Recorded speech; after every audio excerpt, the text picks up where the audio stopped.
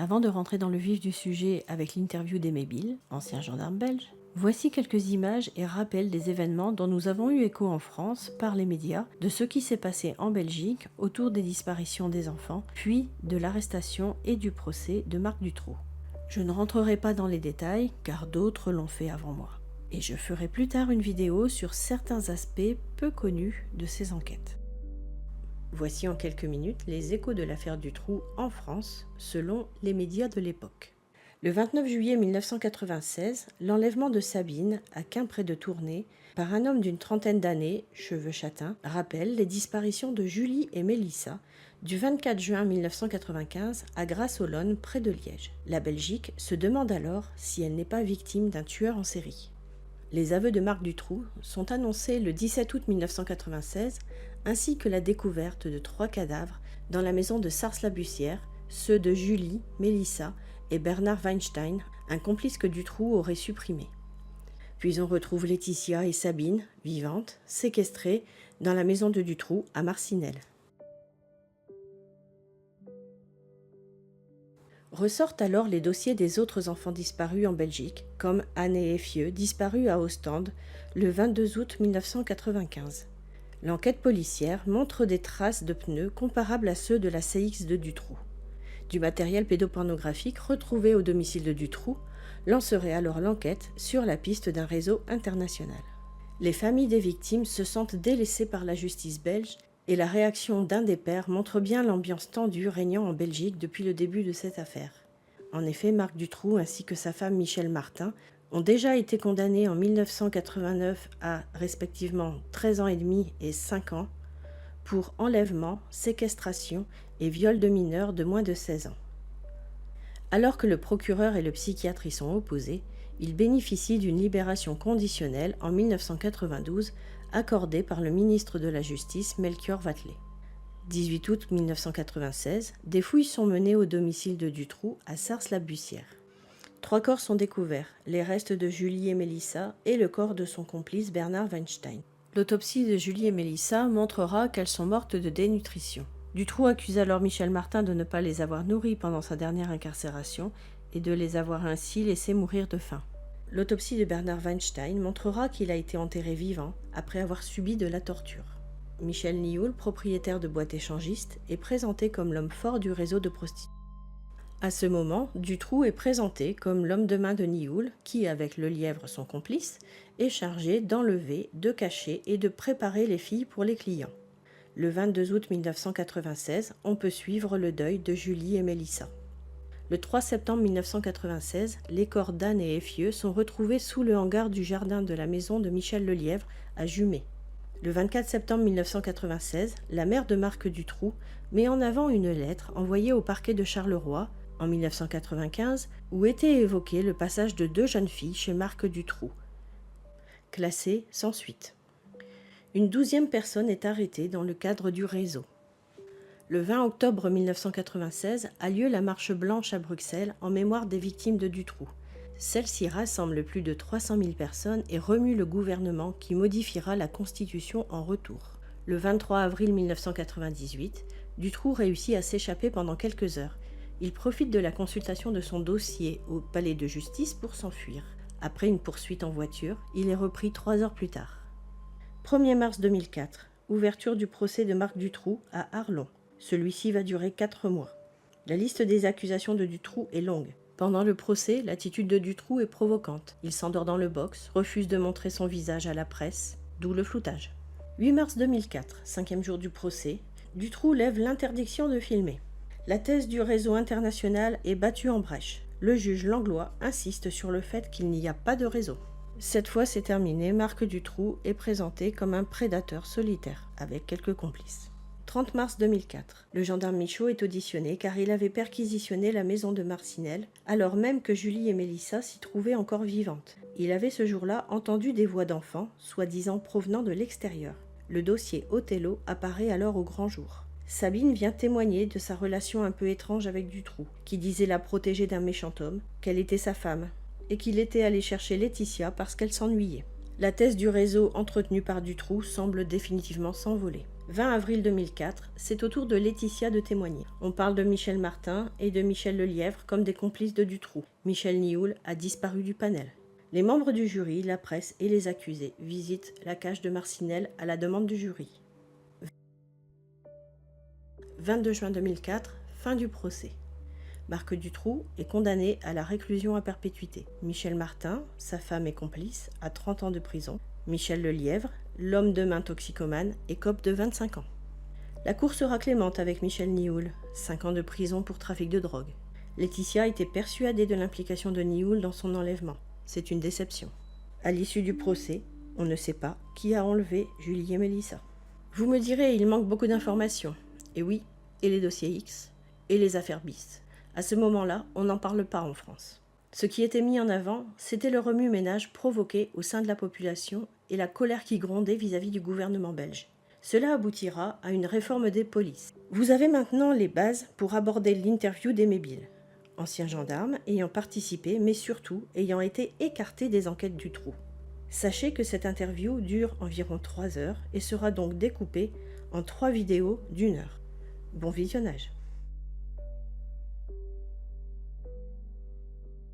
Je suis aujourd'hui en interview avec Aimé Bille, que je remercie.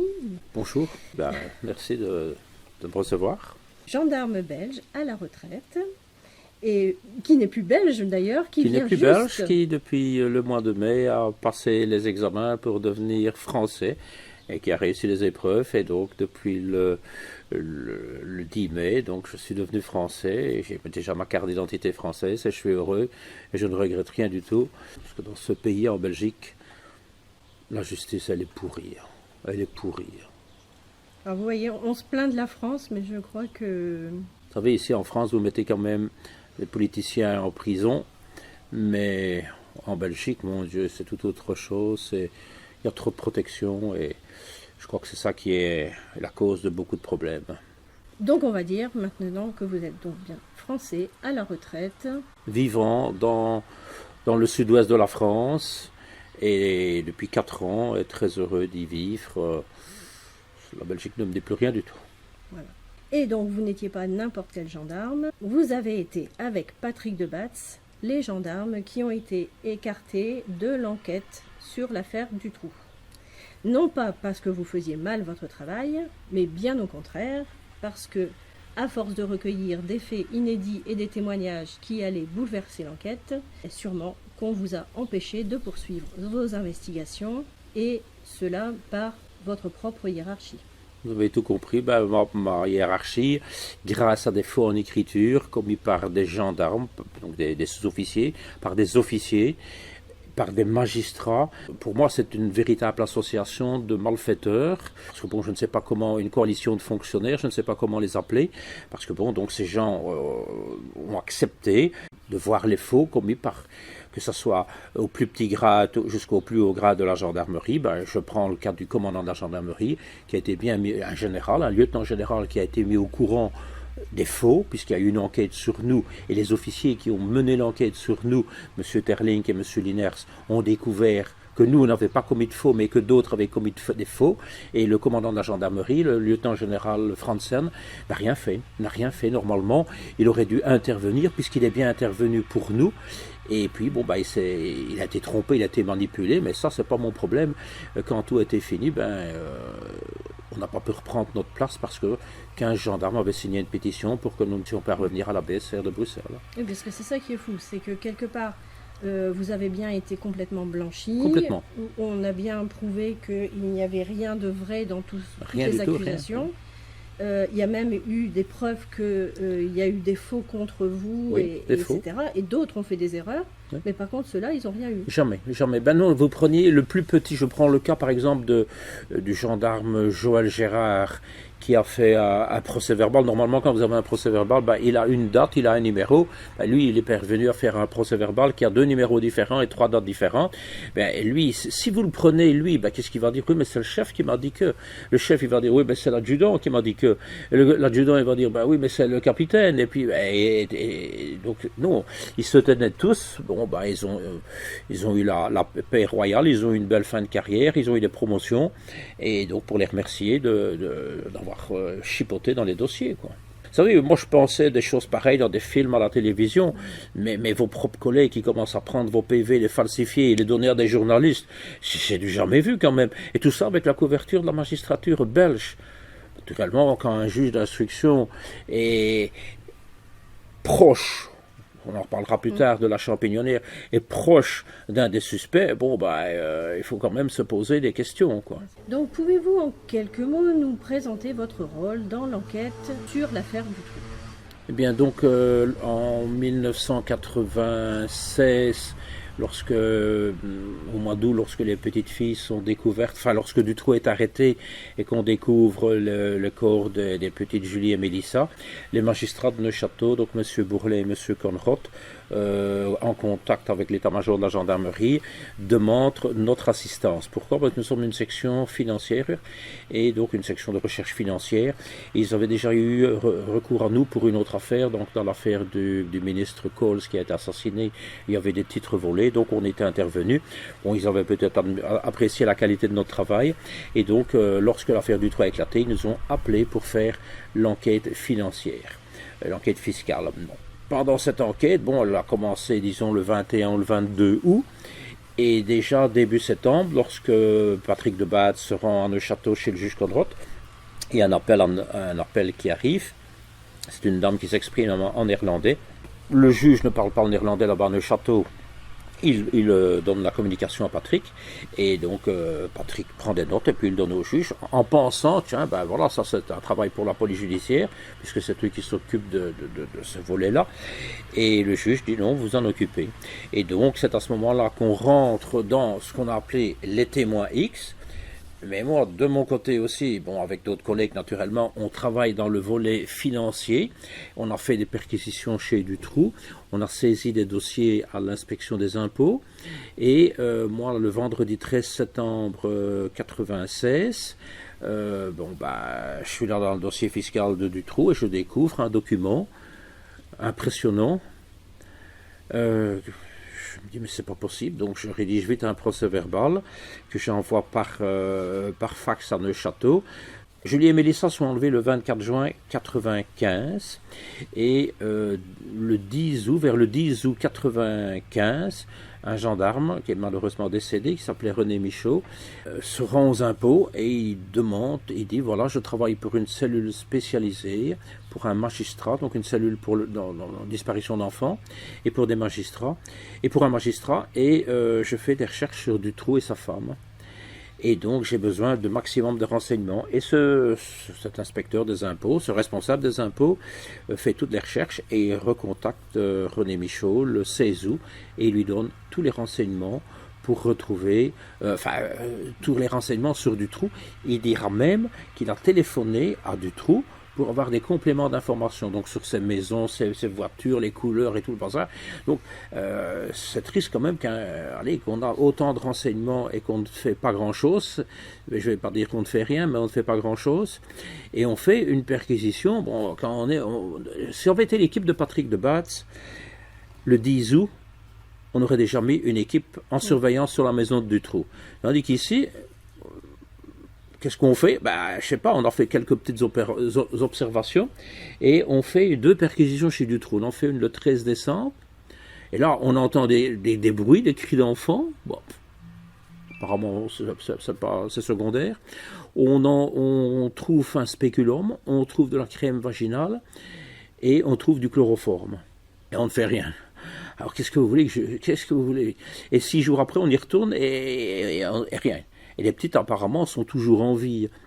Donc, c'est choquant. Donc, moi, quand je découvre ça, je fais un procès verbal le vendredi et le juge Conrad me demande donc d'interroger ce responsable des impôts et je le convoque. Donc, je reçois le papier du juge le lundi et le mardi, il est dans mon bureau et il explique tout ça. Je mets tout ça dans un procès verbal. Naturellement, ça ne plaît pas à ma hiérarchie directe puisqu'on me dit, oui, tu mets la gendarmerie dans une mauvaise position avec ça. Mais je dis, moi, je m'en fous. Moi, je dis, je fais mon travail. Je ne vais pas aller fermer les yeux sur des choses pareilles, quoi. Et donc, ça fait mal parce que ces deux petites filles qui sont mortes. Mais si on était intervenu, surveiller convenablement la maison de Dutroux, ne faut pas oublier que Anne et Effieux, Anne Marchal et Effieux Lambrex, ont été enlevés à la côte belge le 22 ou le 23 août. Donc on les ramène, il y a une équipe là, une équipe en observation, et on intervient, on retrouve. Et je ne comprends pas. Et on vous ennuie pour les heures supplémentaires. Et quand je suis passé à la commission parlementaire le 14 octobre, Marc Verwilligen m'a posé une question. Aujourd'hui, nous sommes le 6 août 2024, je ne l'invente pas aujourd'hui, c'est dans mon audition du 14 octobre 1997 à la commission parlementaire. Fin octobre 1994, un vendredi, j'ai libéré une dame qui était violée, séquestrée depuis 5 mois. Violée, séquestrée depuis 5 mois. Je l'ai libérée à 13h, j'étais libéré seul. J'ai fait directement arrêter l'auteur, qui une demi-heure après était dans mon bureau. J'ai fait tout ce qu'il y avait à faire au niveau procès-verbaux, et audition et confrontation. J'ai téléphoné au juge et donc au procureur, et donc le type a été mis à disposition le lendemain. Il a pris 3 ans de prison. Ce jour-là, je devais finir à 16h. Et j'ai fini à 19h45. Et là, Marc Verwilligen, le président de la commission, me dit: est-ce que vous avez déjà eu des problèmes avec votre hiérarchie? Et donc, c'est ça que je veux dire. Je ne l'ai pas inventé aujourd'hui, c'est dans mon audition. Et j'ai expliqué, je raconte cette histoire-là que je suis occupé à vous raconter. Parce que quelques jours après, j'ai été appelé chez le patron de la BSR, le lieutenant-colonel Jean-Marie Brabant, et qui m'a dit, ça ne pressait pas. Ça faisait 5 mois que ça durait, donc tu aurais pu attendre la semaine suivante. Alors je lui ai dit: est-ce que vous auriez parlé comme ça si c'était quelqu'un de votre famille? Il m'a répondu: c'est pas la même chose. Je lui ai dit: mais s'il lui arrive quelque chose, on va dire qu'on n'a pas fait notre travail. Là, je me justifierai, je dirais que c'est une question de budget. Voilà, avec les gens par qui vous deviez être dirigé. Et ces gens ont eu une promotion, parce qu'après, on a supprimé la gendarmerie, et M. Brabant est devenu chef de zone, donc dans une des grosses polices à Bruxelles, mais aussi le président de la commission permanente de la police. Et donc le 21 juillet, je le voyais même à la tribune royale. Moi, ça me choquait. Et ce type me dégoûte, parce que il a fait tout pour nous massacrer. Il a essayé de nous retirer notre qualité de membre BSR, même naturellement. Et lui, en 99, on doit apprendre par la presse que il est éjecté de la BSR de Bruxelles, donc le patron de la BSR, pour harcèlement sexuel. Et le dossier est tout de suite classé. Alors et c'est le patron de la BSR, donc c'est Jean-Marie Brabant, vous imaginez, et c'est lui qui nous met des bâtons dans les roues et qui fait tout pour nous écarter, quoi. Incroyable, mais vrai, comme on dirait. C'est ça le pire. Comme il y avait une émission à la télévision. Et le pire, c'est que c'est vrai. Avec Jacques Martin. On va revenir sur un dossier qui vous a été attribué plus particulièrement, c'est la réouverture du dossier du meurtre de la Champignonnière. Le 13 février 1984, une jeune fille qui s'appelle Christine Vanès a été assassinée dans une champignonnière désaffectée à Bruxelles après avoir probablement été violée. Elle a été brûlée et c'est ce qu'on a appelé l'affaire de la Champignonnière. L'instruction de l'enquête a été menée d'abord par le juge Éloy avec la police judiciaire, le juge Éloy qui est tombé malade, et en 85 on nomme un avocat juge d'instruction. L'avocat s'appelle Jean-Claude Van Espen et on le nomme juge d'instruction. Tous ceux qui connaissent Jean-Claude Van Espen savent que c'est un juge financier, puisque nous, à la section financière, on travaille avec lui pour des dossiers financiers. Et curieusement, donc, on le nomme avocat. M. Nioul dira même que c'est avec l'appui de M. Van den Boenans qu'il a été nommé juge d'instruction. Et on lui confie le dossier de la Champignonnière. Donc, tout nouvellement, on lui donne le dossier. Et pendant 12 ans, il dirige l'enquête. Jusqu'en 30 avril 1996, et là on ferme l'enquête. On avait mis un punk en prison pendant 39 mois, je crois, et finalement il a attaqué l'État belge qui a été condamné. Et ça les arrangeait bien d'avoir un punk. Ils pensaient que le dossier allait être fini, mais avec l'affaire du trou, qu'est-ce qu'il y a eu? Les témoins X, et le témoin X nous a, lors d'une audition vidéo filmée, a expliqué qu'elle avait assisté à la mort d'une jeune fille dans une cave à Bruxelles, dans la région de Bruxelles. Alors mes deux collègues, ils se disent, ça c'est la champignonnière, mais dans leur esprit, cette affaire avait été résolue.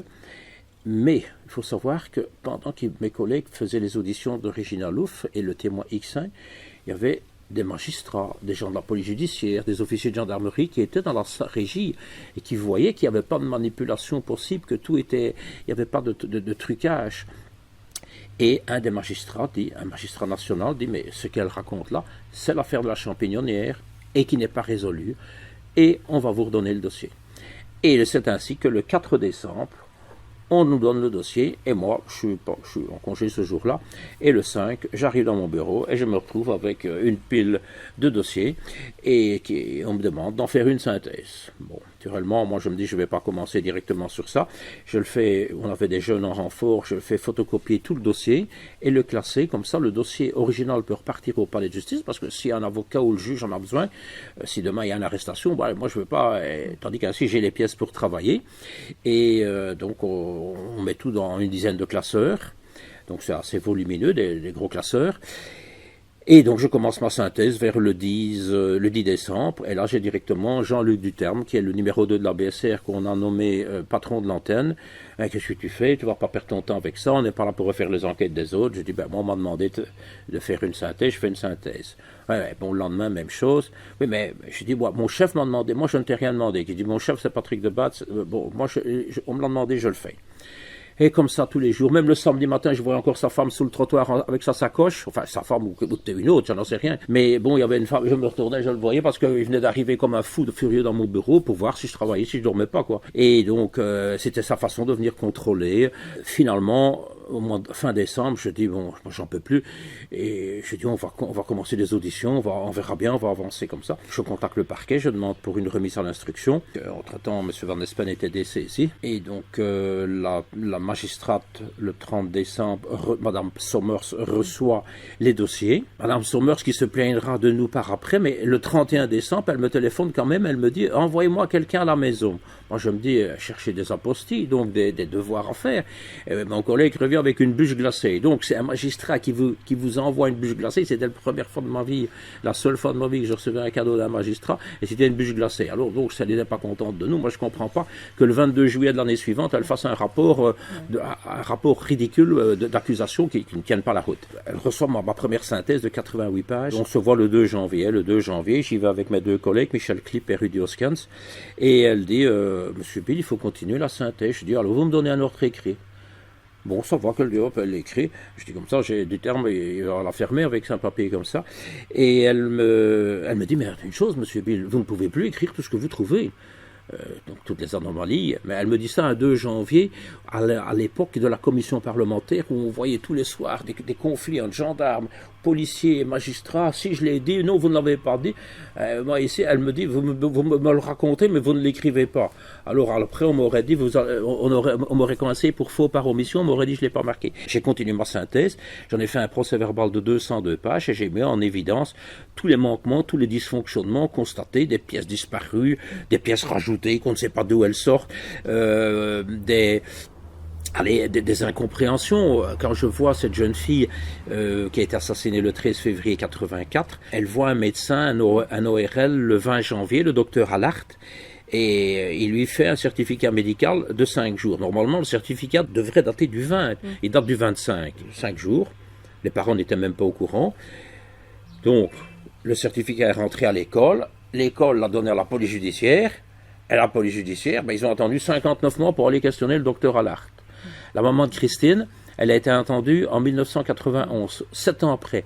La marraine de Christine n'a même pas été interrogée. Elle est décédée, naturellement. Donc, c'est toutes des choses, mais vous savez, dans le dossier de la champignonnière, quand moi j'analyse tout ce dossier et que je découvre, par exemple, que la police judiciaire prend un carnet avec des noms et des numéros de téléphone. Ils font un procès verbal en disant, voilà, on a eu un carnet, on va les identifier. Ils montent un papier au juge, ils envoient ça à Belgacom, donc Belgacom ou la RTT, c'était comme SFR ou Orange en France, donc ceux qui gèrent les sociétés qui gèrent le téléphone. Mais normalement, dans la logique, bah, on reprend tous ces noms-là, ces numéros dans le procès-verbal, on joint une copie au procès-verbal, on met le carnet au greffe. Ici, rien du tout. Et puis, il n'y a pas de suite. Donc, moi je sais pas, quand je découvre ça, pour moi, c'est pas normal. Quand vous voyez que, donc, elle est assassinée en 84, et quand vous voyez que le 27 avril 87, il y a un appel anonyme qui arrive à la police d'Etterbeek, donc une des communes de Bruxelles, et où on dit, si vous voulez résoudre le crime de la champignonnière, allez voir au Dolo. Dolo, un établissement fréquenté par Nioul. Le juge Van Espen reçoit ça le 30 avril et il fait une apostille en disant à la police judiciaire, saisissez la cassette et faites une enquête. Et tout ce qu'il y a un PV, je crois, du 22 mai qui dit on a saisi la cassette. Point, l'agneau ne parle plus de rien. Je crois que je suis pas le seul flic qui aurait réagi comme ça. Je trouve que c'est pas normal. Nous, on fonctionne d'une autre façon. Mais bon, maintenant, quand je vois que les bâtons dans les roues que j'ai eu du juge Van Espen, vous savez, si je lui demande, tiens, est-ce que je peux aller faire une perquisition chez le pape, ben, il va m'envoyer promener. Mais si je lui demande quelque chose de sensé, et par exemple, je lui demande, tiens, est-ce que je peux avoir un document, une commission rogatoire, si on peut dire qu'on appelle ça en France, donc une apostille, pour vérifier les comptes des suspects arrêtés à Neuchâtel. Ah, monsieur Bill, mais non, il n'y a pas besoin. Et puis, c'est 10 ans, les archives des banques, et c'est trop vieux, vous n'aurez rien. Mais je dis, on peut essayer. Non. Enfin, j'insiste, pour finir, tiens, voilà ton papier. Et moi, j'envoie ce réquisitoire bancaire à toutes les banques. D'autres fois que c'était programmé vers toutes les banques de Belgique. Les banques commencent à répondre, ah non, inconnu. Le Crédit professionnel du Hainaut me répond que monsieur Dutroux, enfin Marc Dutroux, a ouvert un compte dans les 48 heures qui suivent la champignonnière, et dans les 72 heures, on verse l'équivalent de 200 000 francs sur son compte et le compte de Michel Martin. Donc 200 000 francs belges, ça représente actuellement 5 000 euros. Et là, je fais mon procès verbal début juin, et c'est là que les ennuis commencent, parce que j'ai Van Espen qui me téléphone fou furieux. D'abord, le 20 janvier, donc il n'était pas saisi. Donc nous, on travaille avec Madame Sommers depuis le 5 décembre. Et je crois un lundi, le 20 janvier, en fin de journée, on a Van Espen qui se présente dans nos bureaux. Bon, vous avez le dossier, pareil, qu'est-ce que... normalement, on est tenu par un certain secret, mais bon, c'est un juge d'instruction qui a travaillé là-dedans, donc je lui explique un petit peu tout ce qu'on trouve. J'espère que je n'ai pas été trompé par l'APJ, qui me nous dit. Ce dossier, c'est le clou de mon cercueil. L'avocat Dumont m'a dit que j'étais passé à côté de la montre en or avec ce dossier-là, et si je dois passer à une commission parlementaire, je m'expliquerai. Voilà les paroles du juge de Van Espen le 20 janvier. Et le 27, on lui redonne le dossier. Alors que Patrick de Baets a averti Madame Sommers, donc la magistrate du parquet qui doit désigner un juge d'instruction, comme quoi Michel Nioul a fait des déclarations à la police judiciaire impliquant Van Espen, ou pouvant l'impliquer. Donc Madame Sommers aurait quand même dû prendre ses précautions. Bon, elle l'a laissé faire, mais après on voit les bâtons dans les roues. Et je crois que c'est le 4 ou le 5 juin, il me téléphone comme un fou, furieux. Monsieur Bill, vous allez faire un procès verbal avec une copie de tous les articles de presse qui parlent de la commission parlementaire, de la presse d'aujourd'hui, suite à ce qui s'est passé hier à la commission. Okay. Et envoyez-moi quelqu'un pour chercher l'apostille. Bon, j'envoie mon jeune là le chercher. Et donc, je fais un procès verbal. Je retrouve 12 articles francophones, français, flamand, puisqu'en Belgique, on a quand même 3 langues, mais bon. Et là-dedans, c'était la commission parlementaire qui avait abordé la veille le volet des protections, et on parlait de Nioul.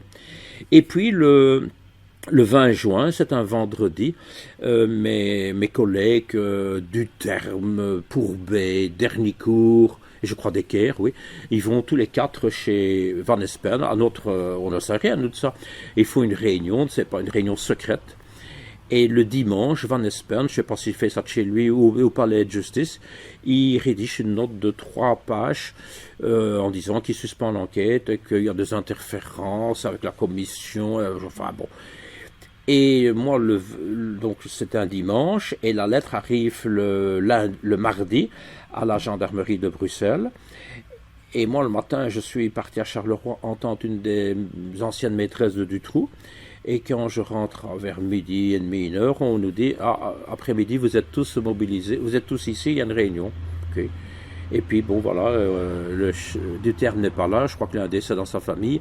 Et puis on a son adjoint Decker qui dit ah voilà, le juge Van Espen a écrit on arrête l'enquête de la Champignonnière et toi tu vas à la maison. Je dis pourquoi? Tu vas à la maison, tu ne discutes pas. Mes collègues ils disent mais qu'est-ce qu'il a fait? Ils ont exigé la présence du colonel et Jean-Marie Brabant est arrivé et il a dit tu vas à la maison comme un voleur. Je sais pas. Vous savez, je suis rentré et je me dis qu'est-ce que j'ai fait? J'ai même regardé dans mes agendas ce que je faisais le 13 février 84. J'étais en brigade à 120 km de là, j'étais en brigade à Sprimont.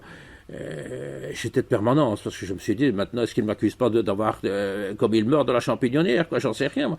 Vous savez, c'est jamais. Oui. Et donc on est tenu par cette lettre qu'on ne veut pas nous montrer. Et quelques mois plus tard, mon chef d'équipe, Rudy Hoskens, demande la promotion sociale et on lui refuse et on lui dit ah non, il y a la lettre du juge. Et il dit qu'est-ce qu'il y a dans la lettre? Et on lui donne une lettre et je crois que la lettre fait 14 paragraphes et on en occulte 7 et on lui donne. Qu'est-ce que je vais faire ça avec ça? Et nous, vu qu'il y a eu une enquête judiciaire et que cette lettre est arrivée dans le dossier du juge Pignolet, j'ai pu, parce qu'en Belgique on peut acheter toutes les pièces d'un dossier au prix de 75 centimes, 75 cents la feuille, et donc j'ai acheté cette lettre. Il n'y a aucun nom de gendarme dedans, aucun. Il y a juste le nom de Patrick Moriot, qui était un député, qui était membre de la commission parlementaire, il était vice-président, je crois, et qui est décédé malheureusement le 20 juillet 2013, un brave homme. Et donc, il avait fait un livre qui s'appelle « Les carnets ou les cahiers d'un commissaire ». Et suite à ça, il a démissionné de son poste. Où est-ce qu'il a démissionné, où est-ce qu'on a demandé de démissionner, j'en sais rien, je ne suis pas entré dans le jeu là, dans ce détail. C'est tout ce qu'il y a dans cette lettre. Donc le juge se plaint d'interférence et donc il a une sainte trouille de la commission parlementaire. Moi je peux y repartir maintenant, la commission parlementaire, moi j'ai pas peur, mais lui apparemment, alors quand on n'a rien à se reprocher, je crois qu'on ne doit pas, moi c'est un plaisir, on me téléphonerait maintenant en me disant viens, on t'attend demain à 5h au matin à la commission parlementaire, moi je suis à Bruxelles demain, s'il faut je roule toute la nuit même, et il n'y a aucun problème, je n'attends que ça, mais d'ailleurs on y est passé, et après 4 heures, ils ont dû retirer la prise, on avait 71 pages, on était avec Rudy et Patrick, on avait 71 pages, mais nous on n'était pas des amnésiques, on a parlé, et ça les a inquiétés, parce que M. Jacques Pignolet, juge d'instruction à Bruxelles, a voulu obtenir une copie de nos auditions, savoir ce qu'on avait dit. Il a écrit, il a téléphoné au président de la Chambre, il a écrit, il a réécrit, et finalement le président de la Chambre a refusé. Il se tracassait de savoir ce que nous on avait pu dire à la commission parlementaire. Alors, 14 octobre 2037, il y aura 50 ans, ils peuvent, 47, donc on a encore le temps, ils pourront aller chercher ces auditions et voir ce que Bill a dit, quoi. Parce que naturellement, on n'a pas mâché nos mots, on a expliqué tout ce qu'on avait vu, vécu, et encore on ne savait pas ce que je sais maintenant, puisque à ce moment-là, il n'y a pas encore d'enquête faite sur nous. Et c'est à ce moment, c'est après qu'on découvre tous les faux, tous les chipotages qu'ils ont fait dans les relectures et tout le bazar. Mais bon, il y avait des solides protections. Et donc, pour situer le juge d'instruction Jean-Claude Van Espen, il faut savoir une chose. Il a une sœur qui s'appelle Françoise. Françoise Van Espen a été mariée avec un avocat qui s'appelait Philippe Deleuze, qui était proche d'un parti politique, proche du PSC, donc le parti de M. Van den Boonen. Françoise Van Espen était la marraine du fils de Michel Nioul, donc de Jean-Michel Nioul. Alors, si ça, c'est pas une saloperie, je ne sais pas comment il faut appeler ça, parce que quand vous êtes juge d'instruction et qu'on vous donne un dossier, et que vous savez très bien, parce que peut-être que pendant 12 ans, on ne savait pas bien que, si on avait fait une enquête au dolo, peut-être qu'on serait arrivé à quelque chose. Mais si pendant 12 ans, on ne fait rien, et puis qu'il y a une équipe qu'on connaît, qu'on sait que cette équipe-là ne recule devant rien, qui fait son boulot, que ce soit pour un jeune, un vieux, un blanc, un noir, un mineur, un ministre, pour n'importe qui, que ce soit contre un policier, on fait notre travail. Et ça, à mon avis, ils ont eu peur aussi. Ils savaient très bien, vous savez, il y a des petits gardes champêtres, donc des gardes champêtres, on appelle ça des policiers de village, là. J'ai rien contre eux, que du contraire. C'est des gens comme nous, mais ils dépendent d'un maire, un bourgmestre en Belgique, un maire en France, et si le maire leur dit, bon, ne touche pas, celui-là, tu laisses tomber, hein, le garde champêtre, il n'a pas le choix. J'aurais voulu que le maire me téléphone en me disant vous laissez tomber ça, et il aurait eu vite. D'ailleurs, même le général Franzen, un jour, faut quand même le savoir aussi, dans une autre enquête, chez le juge Pignolet, dans un autre dossier, hein, et je venais d'arrêter une conseillère municipale, et le juge m'a dit il faudrait entendre ce médecin-là aujourd'hui. Ben, je lui ai dit ça va, je peux téléphoner. Je téléphone de son bureau, et je dis au médecin, il était 16h, 16h30, je dis je vous attends pour 18h dans mon bureau. Ah oui, d'accord. Et je rentre dans mon bureau, enfin j'arrive, je retourne dans mon bureau ainsi, et le type arrive, et je l'interroge, j'ai à peine commencé, il y a le téléphone qui sonne. Je dis comment? Bon, je raccroche, ça ressonne. Je dis vous êtes qui? Le général Franzen. Je dis qu'est-ce qu'il y a? Pourquoi est-ce que vous avez un médecin dans votre bureau? Ça vous regarde pas, je fais une enquête judiciaire. Là, j'ai raccroché. Naturellement, quand vous parlez comme ça à vos patrons, ben, ça ne leur plaît pas. Mais que ce soit un général ou pas, moi j'ai rien à foutre. Moi je fais une enquête judiciaire, c'est pas lui qui va me... Et alors moi je dis au type, comment ça se fait quand le général me téléphone? Ben oui, qu'il dit avant de partir, j'ai sonné chez le général Closset, mais il n'était pas là, j'ai eu sa femme. Alors bon, bah, à mon avis, la femme du général Closset a toute perdue, elle se dit, ah, qu'est-ce qui se passe? Alors elle a téléphoné à Franzen, et Franzen, ben, me demande, pourquoi est-ce que j'ai un médecin, mais ça ne lui regarde pas. Mais ces gens, ils abusent de leur grade. Bon, moi je dis, c'est une enquête judiciaire. Alors vous comprenez bien. Ça aussi c'est intéressant. On nous a soupçonné de faire des fuites à la presse ou de communiquer avec la presse. Alors, si déjà un général j'envoie bouler, vous comprenez bien, un journaliste, c'était 10 fois qu'il était envoyé bouler. Donc nous, on avait ce principe-là, on fait notre enquête comme c'est prévu, et on n'a pas à révéler, même à d'autres collègues, ça ne se fait pas, sauf s'ils travaillent dans le dossier. Mais autrement, dans une autre section, on n'a pas, parfois on raconte, tiens, j'ai eu ça, mais on ne donne pas les détails. Bon, malgré qu'on est entre flics, mais ici, un général, moi je suis occupé à entendre quelqu'un, j'ai pas de compte à lui rendre, quoi. Tout à fait. Et ça, vous n'êtes pas apprécié, là. Quand vous agissez comme ça, ben, votre hiérarchie n'apprécie pas, mais bon. Ce qui m'a vraiment surpris dans l'histoire de la Champignonnière, c'est que le juge Van Espen, c'était déjà lui, dans la première enquête. Ben oui. Et là, il ne savait peut-être pas. Et justement, quand il reprend, là, quand on lui dit, ben, Nio est soupçonné, ben, si juge Van Espen, si Jean-Claude Van Espen, qui me regarde peut-être devant cet écran, si tu avais été honnête, si tu avais été quelqu'un d'honnête, tu n'aurais pas repris le dossier. Mais pour moi, tu es un type malhonnête, hyper malhonnête, d'avoir saboté cette enquête et d'avoir protégé. Oui, c'est clair. Je ne sais pas le dire autrement. C'est clair. Parce qu'à partir du moment où voilà, on sait qu'il y a quelqu'un qu'on connaît, voilà, on lâche, quoi. C'est de la malhonnêteté. Surtout, je voyais les freins qu'il me mettait quand je lui demandais. Un jour, il y avait un type qui avait témoigné, qui avait accusé les punks à l'époque, parce que ça arrangeait bien les punks. Et il avait témoigné au mois d'août et encore au mois d'octobre 84 contre les punks.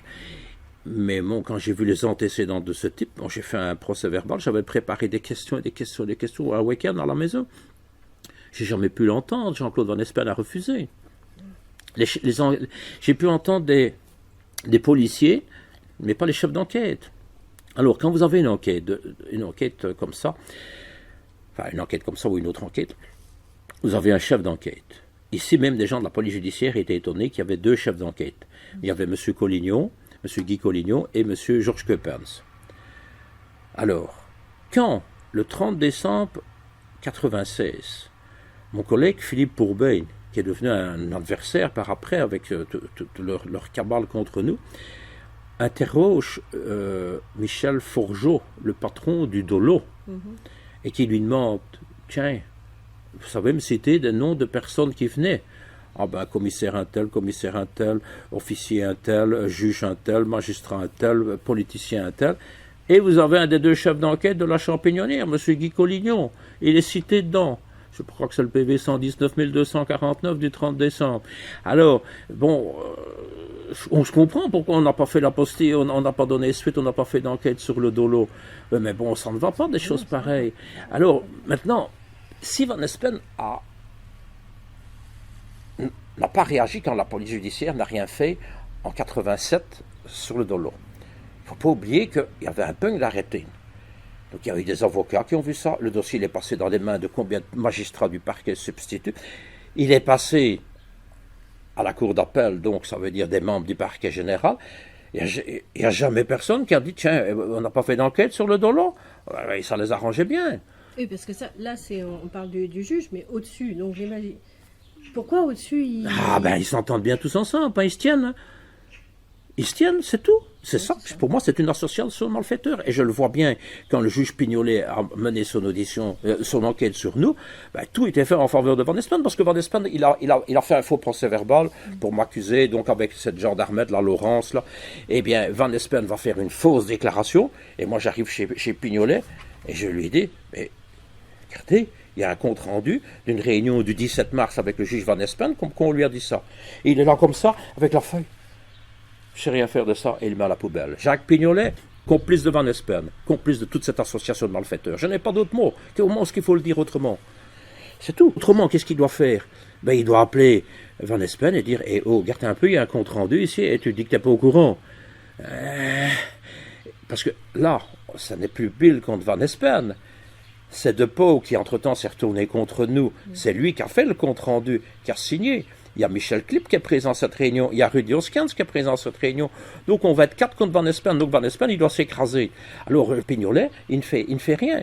Il met ça à la poubelle. Madame Sommers fait un faux rapport. Elle dit par exemple là-dedans que elle s'est méfiée de nous et qu'elle avait demandé à un policier de confiance, M. Beneux, de la police judiciaire, de participer, de nous surveiller, si il faut dire.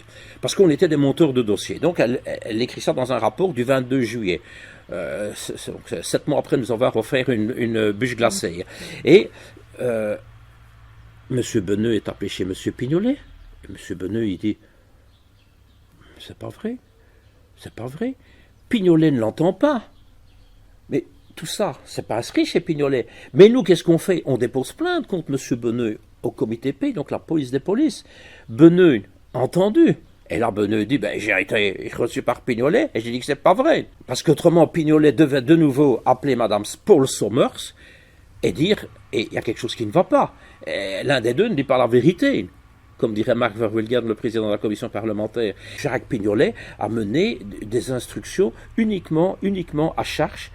Mais je le voyais malheureux parce que, bon, quand je vois tout ce que je lui ai sorti, le jour où il m'a inculpé de violation de secret professionnel, mais il était plus malheureux que moi.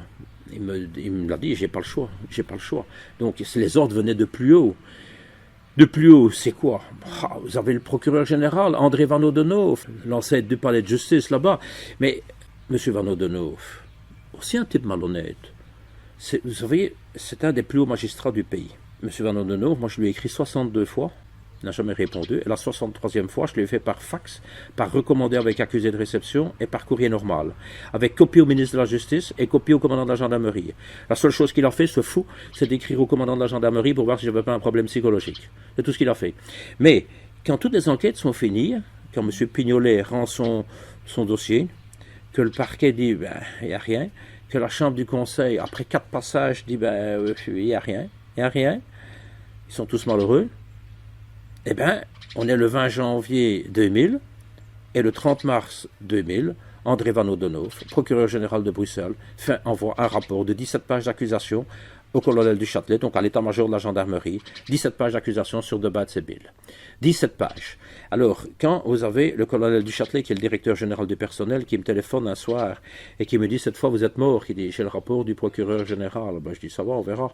Et que le même colonel du Châtelet, 4-5 mois plus tard, me fait une lettre en disant, une lettre à moi en français, et une lettre en flamand pour Patrick Debatz, pour dire, il n'y a rien. Donc, imaginez un petit peu, il y aurait, je fermerai ma bouche à tout jamais, s'il y avait eu la moindre petite faute. Mais quand un procureur général fait 17 pages d'accusation, et qu'il n'y a pas une ligne qui tient la route, il ne faut pas demander quelle complicité qu'il y a, quelle bande de pourris, ce sont des pourris. C'est ces gens-là qui sabotent la justice, c'est ces gens-là qui font la justice, qui la sabotent, mais qui protègent les pédophiles. Et c'est à cause de ces gens-là que les parents ne peuvent pas avoir de vérité. Si ces gens-là avaient agi correctement, seulement, bon, je dis, ils se tiennent tous la main à tous les niveaux. Et bon, je ne dis pas qu'ils sont tous mauvais, mais une fois qu'on est impliqué là-dedans, bon, ben, ils ont le pouvoir. C'est le pouvoir, et maintenant, le procureur général a peut-être été commandité, je vais dire. Il a peut-être dû agir sur un autre ordre de plus haut encore, peut-être de politique, peut-être je n'en sais rien. De toute façon, on a bien vu, le juge Conrad, il a été évincé. Le juge Conrad, pour un bête spaghetti, lui, il est viré, et l'autre qui est parent avec qui a un lien de parenté avec Nioul, lui, il continue sa carrière, quoi. Oui, c'est logique. C'est tout à fait logique. Je serai jusqu'au dernier jour de ma vie. Moi, je reste sur ma faim. Il y a des gens qui me le disent. J'ai encore quelqu'un de très haut placé de l'ancienne gendarmerie ou de la police qui m'a contacté la semaine passée, qui avait lu mon livre et qui reste sur sa faim. J'ai un officier qui m'a écrit, qui me disait être choqué, qui disait ne se rendait pas compte qu'il avait côtoyé des gens pareils, des officiers, et qui s'excusaient en leur nom de ce qu'on nous avait fait. Vous savez, je remercie cet officier. Bon, j'ai promis l'anonymat. Et puis encore un autre. Enfin, il y en a eu plusieurs qui m'ont. Bon, quand vous voyez déjà dans ce livre la préface du major Terling, qui est quelqu'un d'extrêmement correct, vraiment quelqu'un formidable. Moi, Patrick et moi, on ne connaissait pas cet officier, mais il nous l'a dit, hein. Bon, j'ai dit, mais faites votre travail. Il a dit, s'il y a quelque chose, il y a quelque chose. Mais je dis, oui, mais bon, le problème, c'est. D'ailleurs, lui, quand on lui donne le dossier contre nous le mois d'avril 99. Et donc, il y a déjà presque 2 ans qu'on est mis en cause. Et donc, on nous met en cause en juin 97. Alors j'ai une lettre recommandée en français, Patrick en flamand, du 18 décembre 98, du directeur du personnel du district de Bruxelles, un pilier de comptoir, il s'appelle Richard Drissens, il tenait souvent le comptoir à la cantine pour ne pas qu'il tombe, et alors il nous a écrit un recommandé, mais je ne pense pas qu'il avait bu ce jour-là, et il nous a envoyé un recommandé pour dire, au stade actuel de l'enquête, après 1 an et demi d'enquête, on ne sait pas dire si vous avez fait des fautes, ni la nature de celles-ci, mais si vous en avez fait, venez me le dire. Mais il y a déjà 1 an et demi qu'on est mis sous enquête. Et 15 jours après, le général décide de nous muter. Il avait chargé. Il y a eu d'abord le commandant Cooks qui a dû faire une enquête. Mais le commandant Cooks était un officier de la BSR, donc il était sous les ordres de Brabant. Et ici, Brabant s'est accaparé aussi du dossier. Et Cooks, dans son rapport, il mettait en cause de nombreux gendarmes, dont du terme Brabant, Pourbet, Dernicourt et tout le bazar. Et il demandait de créer une cellule hors district de Bruxelles pour enquêter sur nous, pour que ce ne soit pas nos propres. Mais le général Franzen a été malin avec l'état-major de la gendarmerie. Ils ont été très intelligents. Ils ont joué ça à la subtile. Ils ont dit, on va virer de Bad-Sébil, on va les mettre dans une autre unité, et comme ça sera leur commandant d'unité qui va faire une enquête, mais sur eux, et pour les autres, ça reste comme ça. Mais les 2 officiers qui ont fait l'enquête sur nous ont fait un rapport final, en disant, il y a ça, il y a ça, il y a ça, il y a ça, il y a ça. Même le frère du général Hubert Franzen, qui était colonel à l'inspection, qui était le numéro 2, donc l'inspecteur général adjoint, si on va rechercher ces faux PV, je ne sais pas. Naturellement, le grand frère ne va pas toucher au petit frère. Et qu'est-ce que vous voulez que je dise? C'est une honte, c'est une honte. Ce colonel Franzen a abusé de son pouvoir, de son grade pour aller faire identifier des numéros de téléphone privés. Même, normalement, il faut un réquisitoire du juge, il a abusé de sa fonction, de son grade, et tout ça reste impuni. Dans une procédure en français, il a fait des PV en flamand. Quand vous voyez, le juge Pignolet avait délivré un mandat d'amener, parce qu'il mettait la pression sur nous, mais sur Regina, et sur son amie Tania. Eh bien, Tania avait déjà témoigné, et Tania répondait aux questions, aux convocations. Et un beau jour, Pignolet a fait un mandat de perquisition, un mandat d'amener, et un dimanche, l'inspection est allée chez elle, la chercher, faire la perquisition et la ramener à Bruxelles. Donc, sur base d'un mandat d'amener. Mais nous, gendarmes, quand on exécute un mandat d'amener, quand on a quelque chose, c'est dans le procès verbal, avis au procureur du roi, avis au juge d'instruction, et on explique. Ici, c'est avis au colonel français. Donc, les sbires, là, les adjudants de l'inspection, mais ils me l'ont dit au départ, hein, quand moi je suis convoqué le 7 octobre 97. Écoute, Bill, c'est pas ta peau qu'on veut, c'est la peau de Batz. Donne-nous quelque chose sur de Batz et on te laissera la paix. Mais je dis, je n'ai jamais eu un patron aussi correct, donc là, ça va être difficile. Et c'est vrai, bon, avec de Batz, c'était clair et net et il n'y avait pas de chipotage. Qu'avec d'autres que j'ai connus, bon, je ne vais pas les citer parce qu'autrement, demain, on est encore là. Mais quand je vois et puis Pignolet, la même chose, le 19 mars 98, c'est pas votre peau qu'on veut, c'est la peau de Batz. Je dis je sais pas vous aider, tant pis alors. Et voilà, et donc c'est pour ça, parce qu'en somme c'est Patrick de Batz qui était visé pour un soi-disant faux, un faux qui n'existait pas, quoi, juste dans la tête de Duterme. Enfin, c'est Duterme qui a bien endormi tout le monde, mais il n'a pas eu besoin de beaucoup de Temesta, de médicaments pour les endormir. Ils se sont bien endormis tout seuls. Ils étaient bien de mèche ensemble parce qu'ils savaient très bien qu'il n'y avait pas de feu en écriture. Moi, il y a que deux magistrats que j'éprouve une grande admiration et du respect. C'est le juge Conrad et le procureur Bourlet, parce que c'est des gens corrects, c'est pas des gens à chipoter. Tandis que d'autres, je suis déçu, je suis dégoûté de la justice de mon pays, dégoûté de la justice pour laquelle j'ai travaillé autant d'années. Jamais je n'aurais pensé que des collègues, des gendarmes, des officiers, des magistrats auraient pu chipoter. Vous savez, qu'on ferme les yeux pour une infraction de roulage, je veux bien. Pour un vol de vélo, je veux bien. Mais pas pour des morts d'enfants. Ça, c'est de la saloperie, c'est de la pourriture. Et ces gens, je ne sais pas comment ils peuvent encore se regarder dans un miroir et avoir la conscience tranquille. Moi, en tout cas, je l'ai.